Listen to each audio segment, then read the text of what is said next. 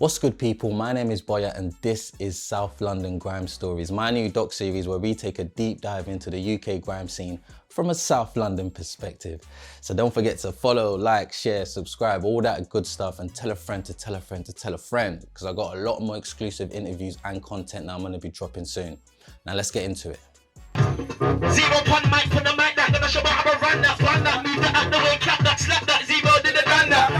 Grime music, a genre that has inspired many and created a lot of success.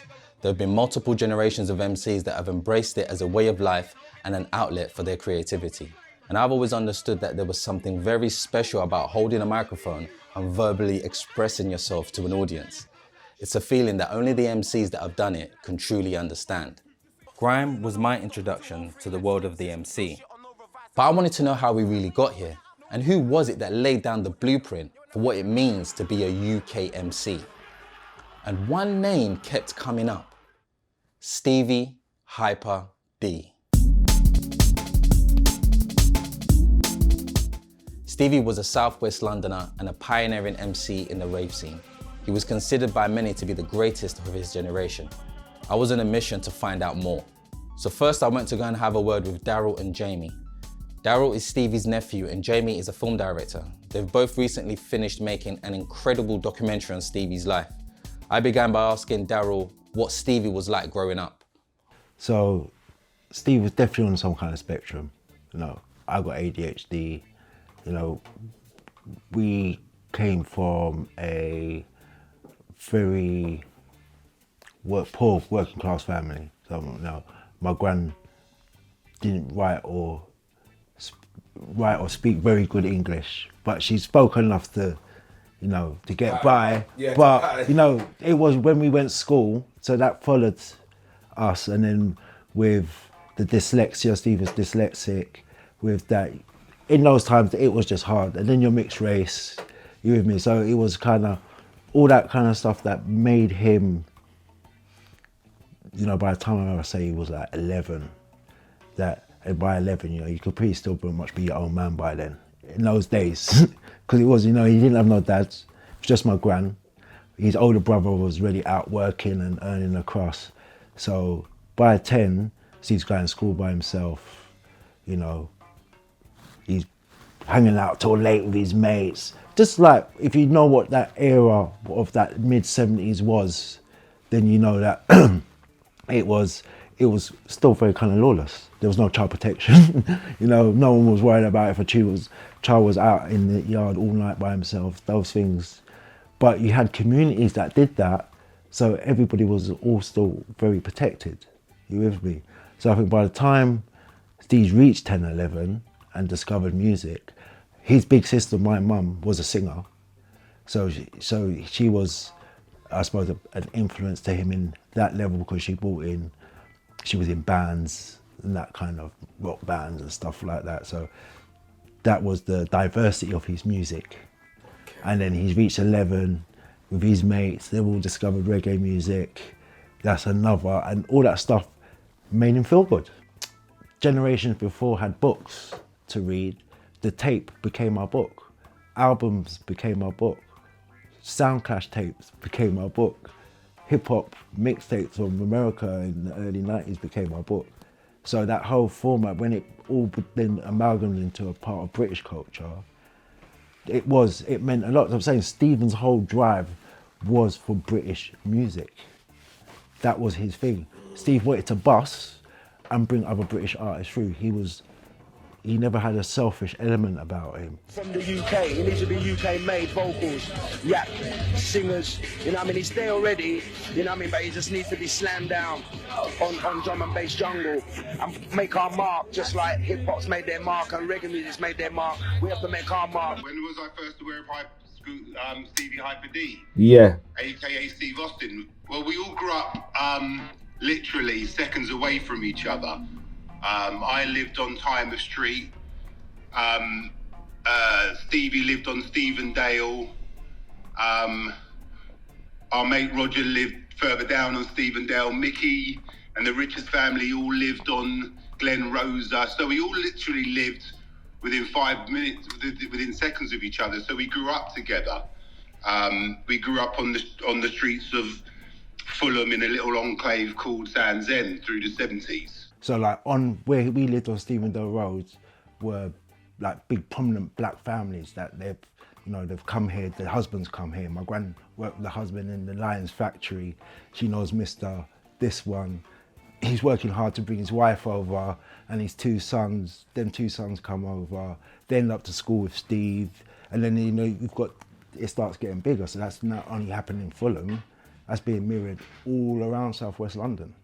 You've got this whole culture now growing that they can't go to dances because you've got the skinheads, the parents are scared. You've got to remember Caribbean culture is religion driven, at that point. So, it's all, oh Lord, we could lose my son, and skinhead's gonna, all that kind of fear that it made that when the kids were going to schools and they had the opportunity to do carpentry, it's like, you know what, can I make a speaker, sir?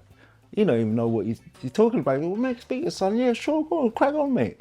As long as you can get the mechanicals, use all what you want. And that became that. By the mid-70s, by 75, every school or every area had their little sounds that were trying to mimic the big sounds that were in Brixton, in North London, East London. Don't forget Birmingham, don't forget Bristol.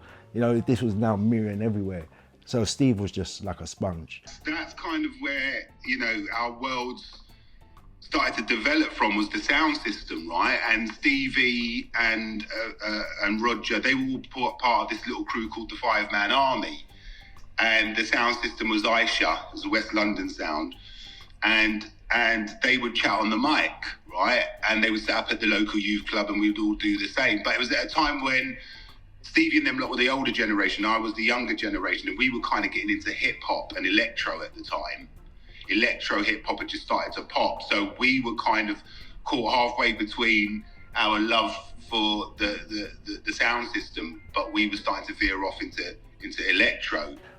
My gran, because she was Spanish, came over here, didn't speak much English, lived in Ladbroke Grove. At that time, you had the Mangrove 9. So my gran worked briefly in that cafe, met her first partner, who was a Bajan, and they had their first child. Then they had my mum, and then they had Steve. So my gran was very entrenched from that culture. So when we moved to Fulham, you had people from Grove. So my gran lived on this very white road. Maybe the first people of colour they saw coming was to my granddad, which was a white woman. So it was kind of, there was always that kind of, what they up to there, all the slanders, everything you get nowadays, but what the stereotypes of what Caribbean people bought or foreigners bought. So it was a very high tension. I've saying to Jeremy one time, I remember Steve going chip shop, busting up two racist youths, and their parents, all that, there was a pub in the middle of the roads, so their parents are all in the pub, they've come out of the pub, and you've got my gran's house full of like every colour. So that was another good thing. Because my gran was a white woman, there was no prejudice in her house.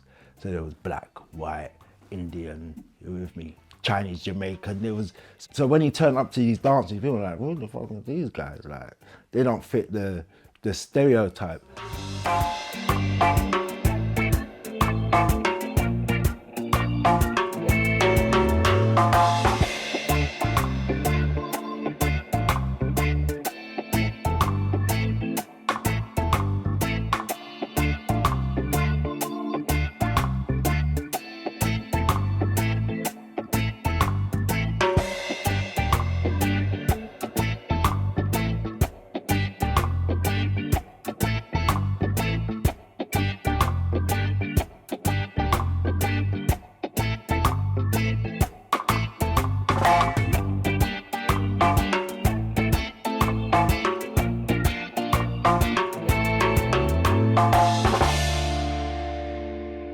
Sound system culture influenced all of us, our parents, everybody who created a genre of music in the UK was inspired from the Caribbean culture and sound system culture. So you got to look, Ragga Twins, affiliated, Navi, affiliated. So this is what you're saying. Vivo affiliated, Moose, they were all affiliated from either a sound system, an area that threw big raves or had a good pirate radio station. Steve wasn't affiliated. My path was a little bit different. I grew up with the people that actually, you could say, are responsible for building this whole thing. Do you get what I'm saying? The pirate radio was the thing back in the day. So I come on that path there, and I just knew people in my flats and whatever, my next door neighbours and all that. And that's how I got involved in pirate radio. So at the same time I went to my first rave, and then that was like hardcore days. It weren't, the MCing thing was different. So not only was he kind of getting blocked from the reggae scene and the hip hop scene, and you're not American enough, because that's what you've been told first. And Steve, no, I've got tapes, Steve sounds a bit American in his early days, because that's what everybody thought the hip hop sound was. And then when you was a ragga man, you had to sound real yards. It was only until likes of Smiley kind of Cockney translated, that's how we flex. It was like, oh fuck, right, we can get away with that. And in fact, people appreciate that more, why he had that success. Right, you know you are gonna get a little translation. Cockney have names like Terry Arthur and Del Boy. We have names like Winston, Lloyd and Leroy.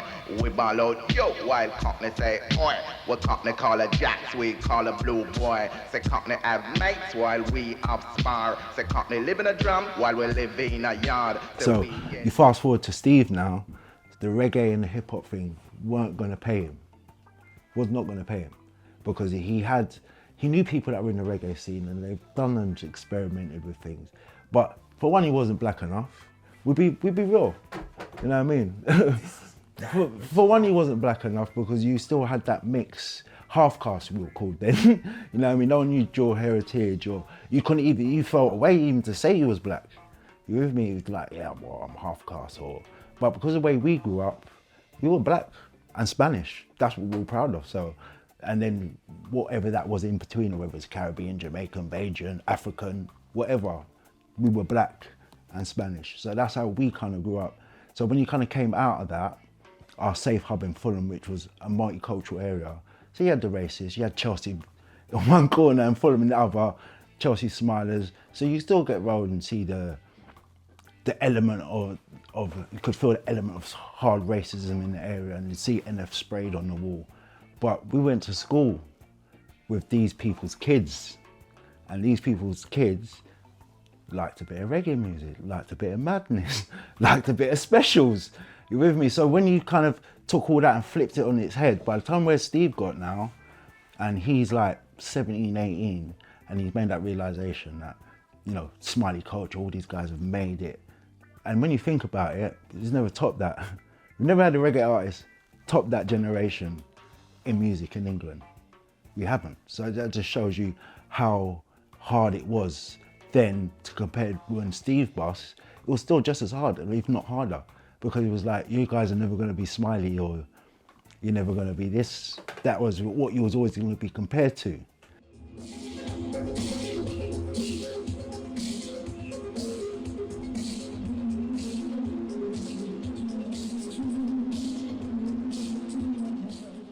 When that sound started coming over from Chicago and all those other places, it was new, and young people like new stuff. You know, so I reckon by the time 88, 89 come now, we started to make it our own. It turned into warehouse parties back in the day. That's when I was first introduced to the rave scene, from that sort of obviously growing up in East London, Hackney. You know what I mean? It was like, there weren't a lot of genres of music. Do you get what I'm saying to you? We weren't on the hip hop thing, definitely not. Do you get what I'm saying? Everyone was on a reggae thing in my area. Do you get what I'm saying? Or if that, and then it would just be commercial music. But then the rave scene got introduced. Obviously, it was there already, but around 1990, I went to my first party. I was young. Do you get what I'm saying? So when Steve realised that, you know, by the time 88 come, and you know, he's been trying as a reggae artist, as a hip hop rapper, like trying to just bust, you know. And at that time it would have been pirate radio station, a big sound system, or you get like that one rhythm where you smash it and every rave it goes to, it gets bust. That never happened.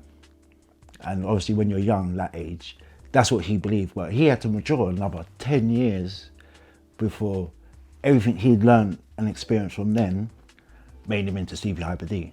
So by the time rave culture come, he was like, not almost turned their back on that, but they knew that they had to stay up to date with this music. So where Steve was going dub vendor and Peckins were buying these little 12s and sitting on rhythms, and Steve started doing that. Steve was buying out their music. My granddad said, what's my son listening to? And Steve's like chatting over fucking hardcore BPMs that are like 180 beats per minute. Like, what are you doing, bro? When you're growing up singing and rapping and that's the first thing you do. The first thing I didn't do was get up on the mic and toast. I didn't toast to dancehall and that. You know what I mean? I wasn't toasting on the mic and writing dancehall lyrics. You know what I mean? And you know, then again, I did kind of write a couple of dancehall lyrics still, just for the parties. But then I was doing jungle lyrics for the parties. Growing up as a young little kid on the sound system culture, you know, Saxon, Sir Coxon and stuff like that, and all the tape packs and Stone Love, and watching all Sting, Sunsplash, all of those reggae stage shows around my dad's house, and that when I was like going to visit him on 6 weeks holiday, or when I actually lived with him, that was like a big impact. And like in my life at that time, simultaneously as a teenager, there was like jungle going on where they sample a lot of, you know, ragga dancehall stuff, going to the events and seeing MCs like, you know, Stevie Hyper D, Navigator, Det, Shabba, all of that whole energy was just like, boom, this is what I want to do. So he took that culture of the sound system into this new art form that was starting to kind of come together. That had the basis of reggae and sped up drum breaks, right? So yeah, but again, Stevie was what excited me, because I was, as to your point, I was in and around the music industry. It wasn't even that. It was more than what he was doing vocally. He was just a presence, and I think that's what caught me. I didn't think it was that narrow art form. I thought his presence was going to be able to kind of transcend that art form, especially in a live setting, right? You know, when you go to festivals, like he would have been that guy. And then being able to tell the story of coming from the culture of the sound system and also sounding very British to the rest of the world. And I think by the time 88 come and we had the combination of rave music, and Steve went to those couple acid house raves, took a little trip, he's like, this is not what the people think it is. It's not a bunch of guys with their tops up all dancing and gyrating together. It's almost tribal. That day is when Steve realised, I think, where his lane was. It was rave music. It was the birth of race music.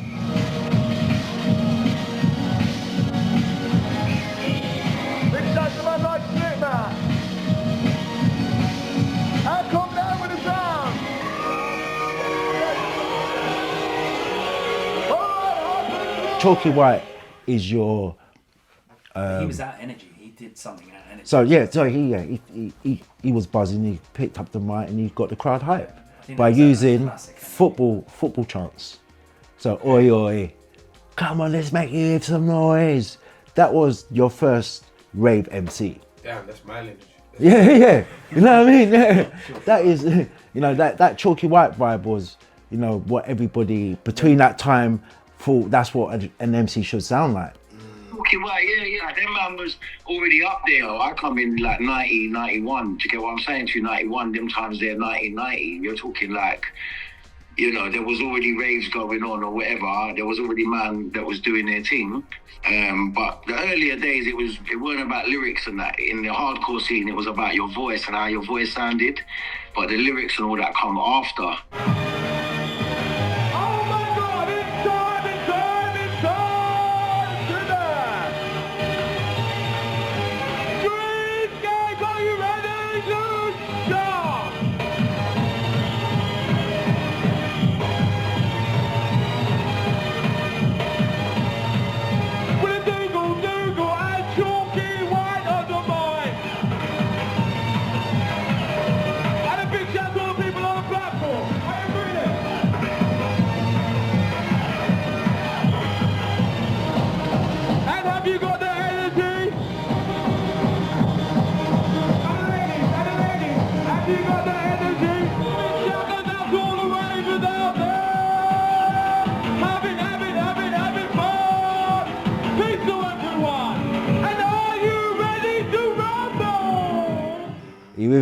got Ragga Twins then came and done Ragga Twins about, and it's like, oh, maybe we can expand a little bit more.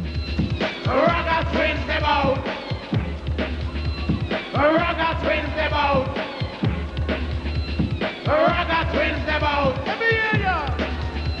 Ragga Twins them out. Come on, come on. So we got on top. Oh, the Ragga Twins so we got on top. So we got on top.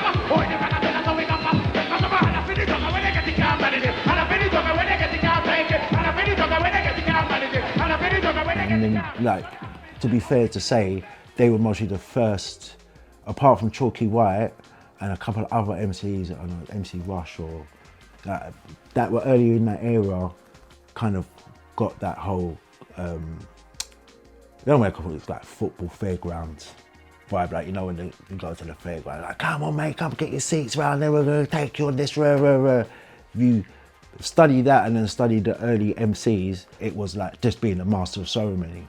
The introduction of what a mic could do with a DJ in the rave scene.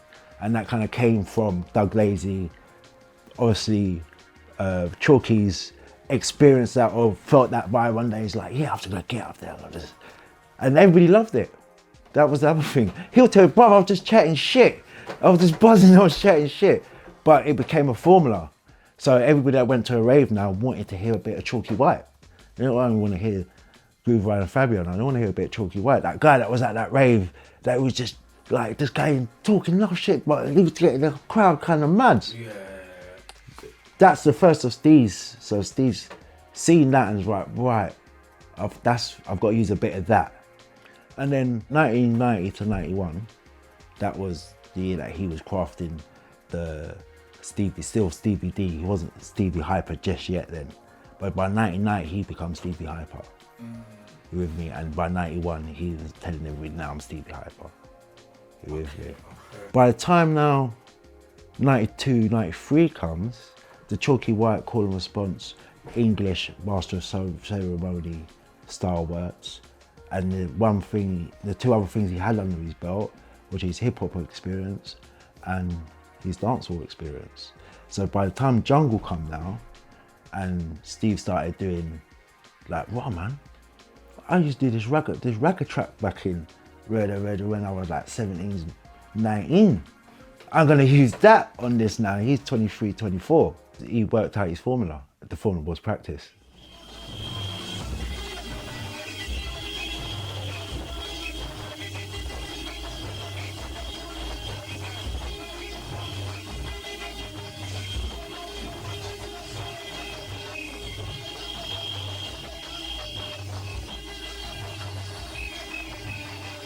And it was just almost like everything just started after that to fall into place. But there was still one door you had to kick down, and that was being accepted as a mixed race dude. And that's the truth. You know, when we made the film, we was like, how do we explore this? And it wasn't the fact we didn't want to address it. It was just that for that time, it wasn't seen as a problem until after the fact. And after the fact was that he was blocked. He could have had a bit of a better up and coming in his career if it wasn't for certain people. The fear of Steve, you know, but it was the fans that spoke.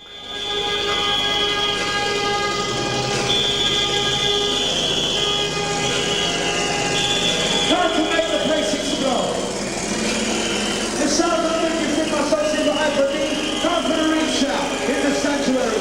The spirit massive. Time for the whistles and the horns. You know the call. Are you ready for this? Yeah, I'm ready for takeoff. The Stereo Massive, are you ready for this, man?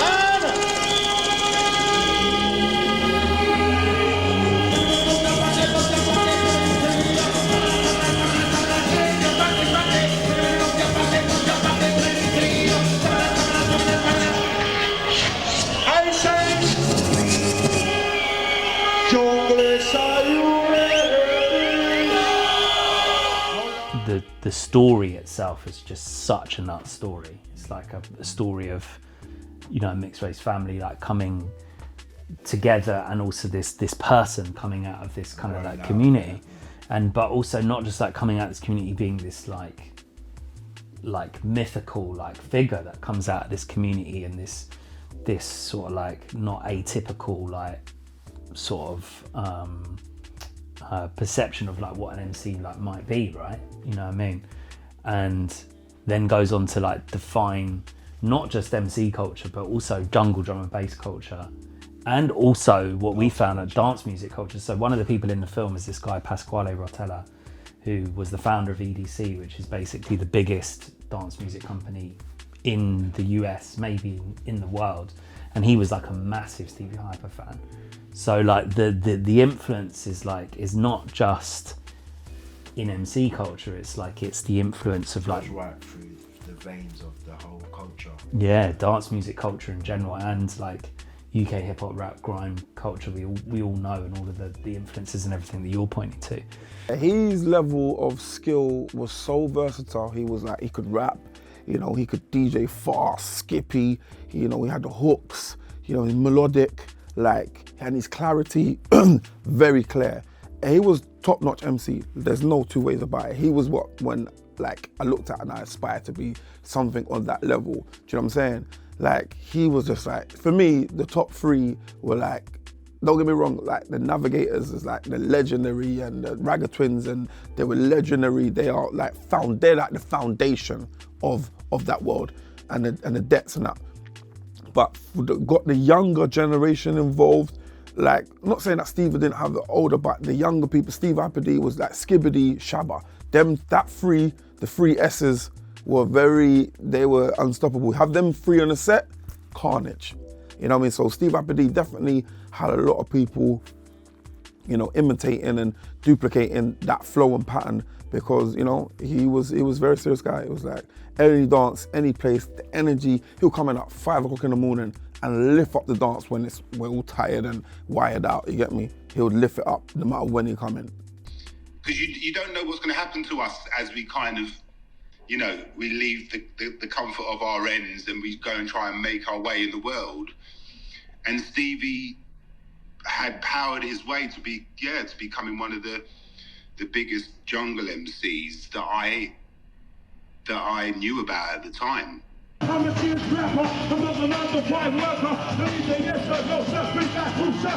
On his master, and a disaster. That was the master, in the mix, I got the paper. I got the flavor, and the vapor. The smashing that microphone center. I'm the enter, my retreat, no surrender.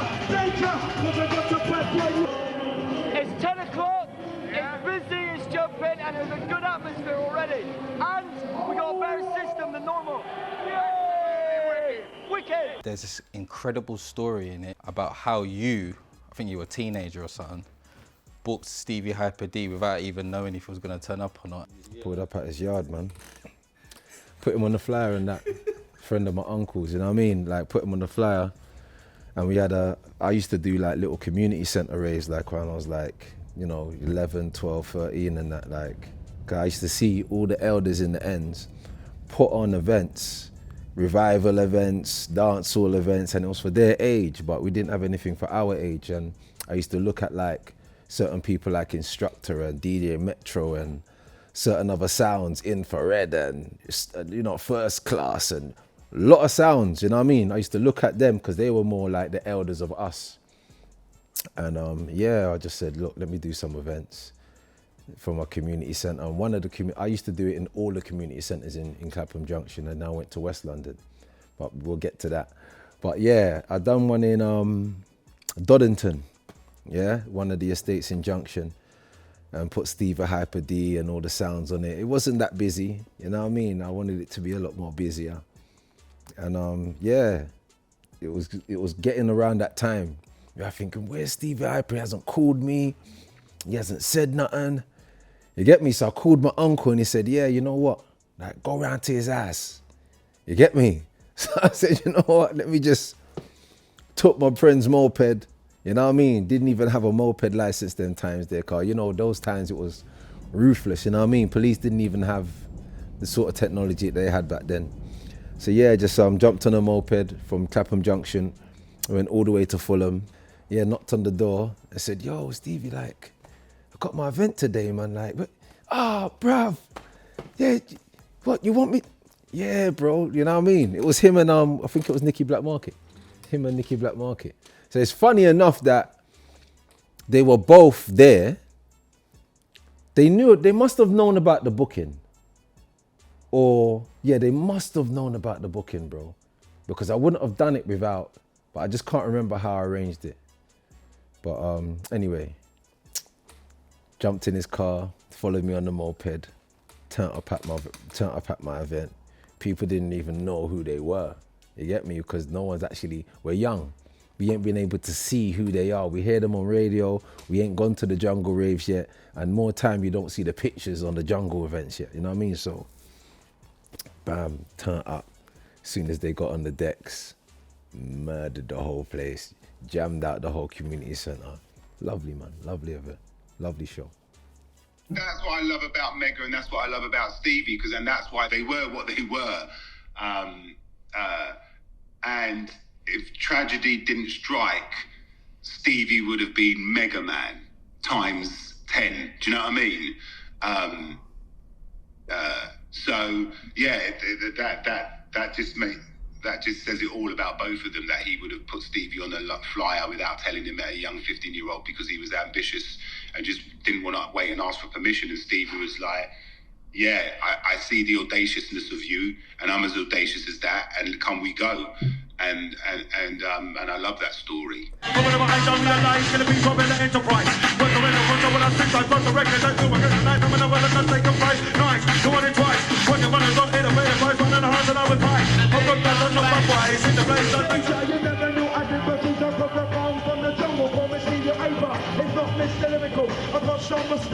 It comes like a miracle. I think it is mechanical. I make the people physical. Check my introduction. Read the interruption. I got the right potion to make them pay attention. Round the microphone, I'm on a mission to destroy. Hear me out, who I'm not, he who annoy. The lineage of Stevie basically in rave culture and MC culture, and him being a pioneer within that basically like coincides exactly with the evolution of the music. So to your point about him basically finding a world and finding a scene that he existed in from a multicultural point of view, that tracks the music, right? So you've got 89 to 91, which is the sort of the acid house into hardcore, and then 91 to 93, which is like hardcore, which isn't necessary, which is quite vocal led, but like vocal led from a kind of piano sort of like Baby D kind of like point of view. And then jungle coming in like 93 to 95, which has the ragga element, but then the more stripped back element like Atlantis or Valley of the Shadows, through into the drum and bass era when the ragga vocal is kind of like sort of pushed to the side, and he's like seen, and correct me if I'm wrong, he's almost seen as like an acceptable version of like the ragga MC in some sort of ways, but then is also like at the height of his power basically at that specific time when the ragga vocals are like consciously pushed out. Then you've got drum and bass basically come in at that time, which is 95 to 96, and then he pops off like 95 to 98, right, which is basically the lineage, and he's like a full-on, fully fledged, like rounded talent by the time 96, 97, 98 comes in and amongst the evolution basically of that music, which then opens the doors for the likes of Shabba, Skibber. And then you've got in the crowd, you've got Wiley, Rico, Flowdown, and then later Dirty Goods, Crazy Titch, all of these in the crowd at these dances in Stratford or, EQ or wherever it is, watching Stevie, Skibber, Shabba like do their thing. Other than him sort of having certain things lyrically and like crowd-wise, he was a pioneer. Really what he did, it was like he let out that certain point in time, which obviously then translated into grime. He leveled the playing field. So it was like people were going to raves to see the MCs, particularly in that style of drum and bass, right? So you would like I got into drum and bass because of a Stevie Hyper D tape. It wasn't because of the DJs, right? Because of Andy C or Kenny K. You know what I mean? It was like, because that rap, I was like, who's this guy? Like, obviously it turned out he's down the road from me. But I didn't know that. But like, you know what I mean? Like that was, I think was the key thing. And then what followed that was Skibber, Shabba, and obviously Det and Navi and the twins and that were there before. But for my generation, certainly, the idea of like this MC that you didn't even know what they looked like, as you were saying earlier, that turning point of like them being on as many like lineups and flyers and headlining raves, really like in the same way like Andy C or any of them would be, was the real turning point. But funnily enough, we were listening to a tape the other day, which you guys should probably reference and probably listen to. It's like a Mampy Swift tape with Stevie, Skibber, Shabba, Navigator and Fivo on it. And I think like it was posted online, and I think Rico commented on it. But like I've got footage randomly I could probably actually give to you guys actually with like Jamaica in the crowd. Wiley and Target, Wiley, Target and Jamaica together basically in the crowd. And you can hear like the pattern and the style basically like of like what they took into grime, like even the formatting of the bars, like how like Shabba would come in basically in a certain way that Maxwell would maybe come in, and like it is nuts like this set. It's a Mampy Swift tape from Telepathy in '97, and that is the sort of the blueprint in my opinion for what like Wiley and Goods and all of them went on to do basically. Wow, like an alligator, later, we'll be greater, later, we'll be greater. Root to the beat and get the hyper with Shabba. In the corner, money now, we'll never got to. Rough leg renegator, and the mic at opposite Ada, pull up, this one rough. Rough leg renegator, and the mic at opposite Ada, pull up, this one rough. Hyper, come check your stop. Bubbly, more music made to make it small. Come on, bass, better fall, rise like a crocodile. Listen to the intelligent sound of sound now. You saw it like an owl, you just saw your how. Smack, what a bang, pow. I'm gonna make a wipe around. Don't come in and say they got unknown, so they got how you wanna recognize me now. Rockin' and roll, that's for sure. Now you want more and more. Won't make it slow, you know the score. Get on the dance floor. Roll back, right, left. I was seeing him a lot on the scene from early, but I was obviously a younger. At first, it was hard for me to break through around them man there, because obviously he was just a lyrical genius from early. You get me? He was way ahead, so I learned a lot. But obviously, I had my own style as well, and I had my ragga style or whatever, and that was busting it up back in the day. You get what I'm saying to you? So I learned a lot from Hyper, but I see him a lot. Like out of all the man them, like trust me, I was kind of like I come through, and he was kind of like at everywhere. Do you get what I'm saying? It was like that. But there was only a certain amount of places to be, like 4 or 5 events where you need to be resident and you need to be doing your thing. You get what I'm saying? So I learned, and then obviously I was raving as well back then as well. So I used to rave on a Sunday in Thunder and Joy before I even started MCing there. And I used to see him in there and roast, and he was just everywhere. You get what I'm saying to you? So obviously, I kind of knew him from Telepathy and Wax and all that. I got more closer. But at first, like, there was obviously that thing, like, obviously he's the boss in it, like, so I had this stigma about, you know what I mean, when I was coming through, it was kind of like a man you're looking up to, but you're kind of like, you know what I'm saying, you have to move carefully. You're trying to knock him out. Yeah, but then he talked to me after that, and he was bringing me in, and he was doing things, so I think it was the way I come through as well, so we had a connection, man, do you know what I mean, definitely, I wouldn't say it was best brethrens or whatever, but we used to see a lot of each other, you get what I'm saying? And I was coming through them days there, so I was tearing up dances as well, don't get it twisted. So it's like, you just learn from that. It's like training ground, innit? It's like training camp. So I want to make some girls, see? Never sit down to R.I.P. to Hyper D, see? So this makes it a version of Hyper D to R.I.P.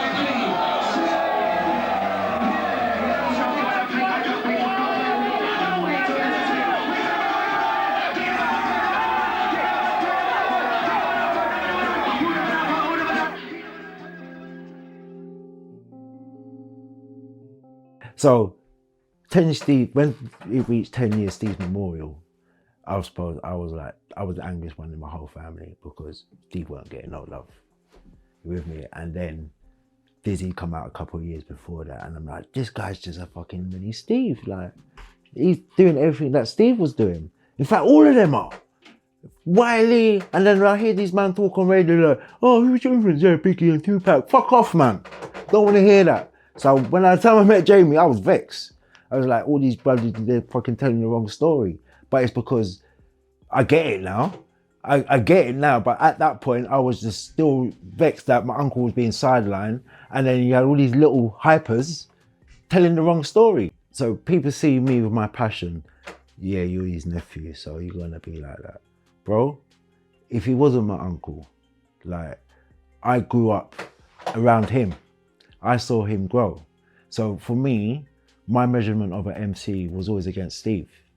So if you couldn't do what that guy did, then you weren't ever gonna be really all of that. So you couldn't do the hip hop, you couldn't do the acid, you couldn't. I heard Steve when my mum was in a band, he would jump on a mic and do a local rock team, long before bloody anybody else was doing that in the mid-90s. So that was, you know, how free and experimental he was, that he was open because he wanted to be that person. He wanted to share his music. So if someone said, oh boy, man, it's got a little guitar team, what you can do something? Yeah, man, I could do something, I'll make something work. So he always had that energy. And then finding rave music just gave him that space to grow. Dizzy was exactly this, you know, if you're drawing a line that Stevie was the precursor to all of that, yeah. And I saw exactly the same thing. But when I look at how young I was and how young everyone was, if I would have been more experienced, I would have done a lot of things a lot different. But we were just trying to break new ground and just be new. But I think I would have left him to come up in the DJ culture a bit more. But yeah, I think as a young black man, for me and him as a young black man, even two black men, guy working in the record company and signing another black man to do what we did, I think, yeah, that was a first. So I always said to Jamie, I used to say that Steve was like the Jesus Christ of UK MCs. Like, he died for their sins, bro. So for all the MCs that became before Steve that never made it, when he died, everybody went back and looked at that lineage and thought, fuck, we really have got it here, man. I think to add to that point, and it's interesting, like the way you're like, both of your perception on it is like exactly why we made the film, basically in the first place. And all of these mad things, all of these like realizations that you're coming to while you're making your film is like what we had like foresaw and originally titled our film The Hidden Influence, because it was about this guy who was sort of like hidden from the limelight, right?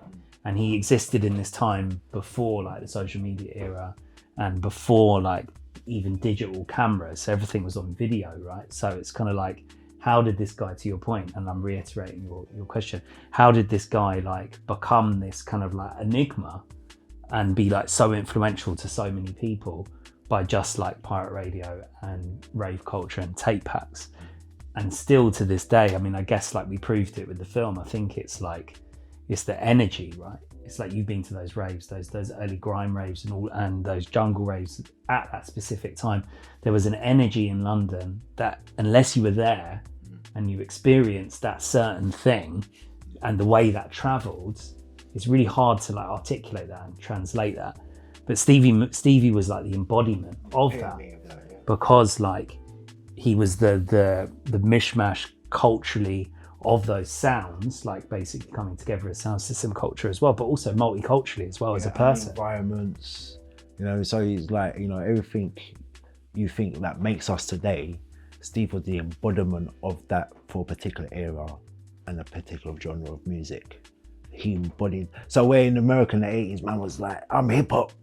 You know, I got the baggy jeans, I got the big Tims. So you saw a man in the 80s, you knew what he was representing. Yeah. And that's what kind of Steve was fine was, when you saw Steve, you knew what he was representing. You knew he was representing UK music, rave culture, and MCs. That was, he didn't pretty much give a damn about the other bits in between that, because look what happened. The younger generation left that, thought, fuck it, we can't, these men are not letting us in. We're gonna go and make some tunes on Fruity Loops and do something else. And what did they do?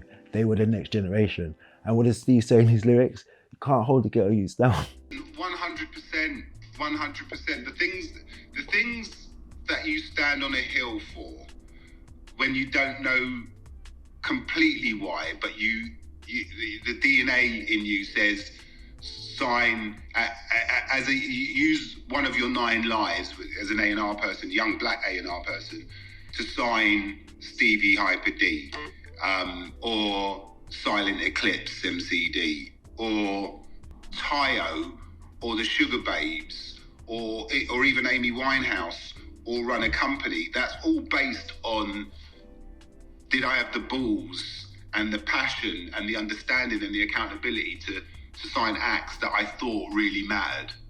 and subconsciously and consciously, that I did what I did because of that Dizzy or Gigs or Angel or Tinchy or Wiley, or why I gave these kids record deals was because I saw myself and Stevie in them, maybe, you know?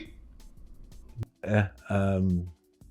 So my fondest memory of Steve was just as he was kind of starting to do the circuit of raves, and there was this guy in the ends called Chicken George, and he used to basically find old houses, because he was so close to Wandsworth. You had a lot of old houses and stuff, big yards that were almost like warehouses. You go and kick off the door, get New Tech, which was like who guys Steve was making music with, put a night on, and boy, some of the best nights, me seeing Steve evolve as an MC.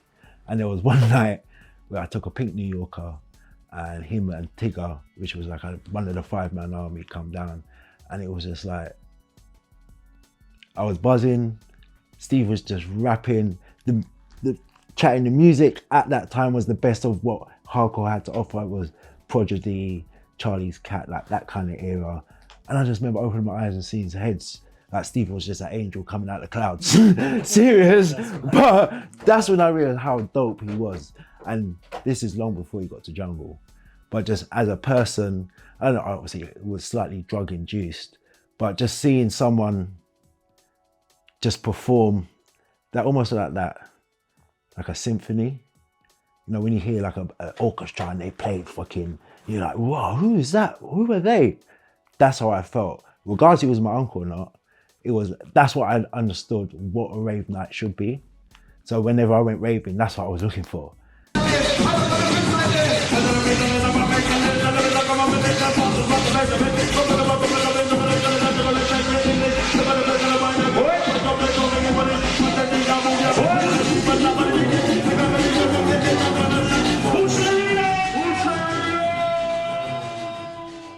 So a quick debrief before I let you lot go. I had a lot of fun filming this doc, and I learned a lot of things.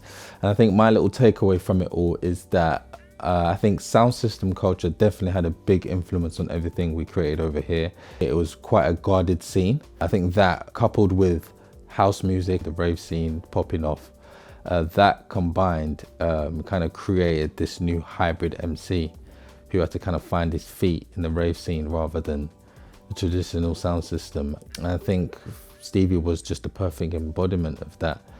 I think him being mixed race as well was kind of like this intersection between cultures, which kind of gave him the freedom to kind of go to these hardcore raves and not kind of feel out of place, because like Daryl said, he kind of grew up in a multicultural household, along with him being such a dedicated MC and taking the sound system influence, the hip hop influence, even the call and response stuff, and kind of like putting that all together to kind of create all the elements you need to be a top UK MC. And when I think about the great MCs we've had in the UK, the Wileys, the Chipmunks, the Stormzy's, Dirty Goods, and many more, I think about the kind of attitudes they have, and it's Stevie's. It's what he created, it's what he embodied. That thing of like any beat, anytime, anywhere, let's go, we'll get it done, you know what I mean? So being a top UK MC is just more than the accent, and that's all because of what Stevie laid down, the foundations he laid down. So yeah, long live Stevie Hyper D. He was the first top boy UK MC. I don't think there was ever rivalry between So Solid and Roll Deep. I didn't have the most money out of my friends, but I put in the most work. We just wanted to rap on Garage. I took that single, added it to my deal, and then Asher got £250,000. Well, it ends like those times. As messy as it needs to be, man. You have to manage a lot of people. There's a price that we give to Garage, and there's a price that we give to the tour companies. Total two different prices, bro. If I was in studio the day they made that song, there would have been a total different agreement. Well, I was already gone, blood. We was already home, bro.